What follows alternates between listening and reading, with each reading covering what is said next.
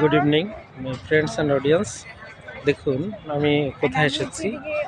এটা হচ্ছে শিখা চিরন্তনী শহীদ সোহরাওয়ার্দী উদ্যান, ঢাকা। আমি এখন যেখানে দাঁড়িয়ে আছি এর ঐতিহাসিক পটভূমি তো জানেন, নতুন করে বলার কিছু নেই। পিছনে দেখুন, এখানে কিন্তু এই যে কি সুন্দর একটা বীথিকা, আর এই যে কি জানেন, এই যে দূরে এটি কিন্তু স্বাধীনতার সংগ্রাম যে ভাস্কর্য। এই যে পুরো পুরো টাওয়ারটাই লাইট।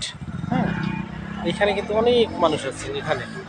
এখানে অনেক মানুষ আড্ডা দিচ্ছে। এটা অন্ধকার তো দেখা যায় না। এই যে পিছনে এখানে অনেক মানুষ আড্ডা দিচ্ছে এই গাছের গোড়ায় এখানে। ঠিক আছে, এখানে রাত 12টা পর্যন্ত ঢাকা ইউনিভার্সিটির ছেলেমেয়েরা এখানে আড্ডা দেয়। তো আমিও এখানে পড়ালেখা করতাম, এখন আসলাম এখানে। আজকে আমাদের একটা প্রোগ্রাম ছিল রমনা কালী মন্দিরে, আমাদের বিনামূল্যে চিকিৎসা সেবা দেওয়া। সেখান থেকে আমি এখন ফিরছি। তো মনে হলো যে না, এখানে আমি একটা ফটো সেশন করেই যাই, মানুষের মধ্যে শেয়ার করার জন্য। যে দেখেন ঢাকার রাত্রের দৃশ্য কত সুন্দর, কত মনোরম।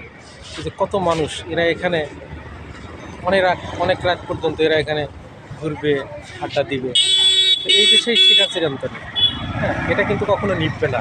বাংলাদেশের সমস্ত গ্যাস শেষ হয়ে গেল, এখানে এই লাইনের এই পাইপের গ্যাস কখনো ফুরাবে না, শেষ হবে না, এবং কখনো নিভবে না। কোনো ঝড় ঝাপটায় ওটা নেবে না। আর এটা তো স্বাধীনতার সংগ্রামের যে টাওয়ারটা, এটা তো দেখতেই পাচ্ছেন। কাছ থেকে দেখলে বোঝা যেত।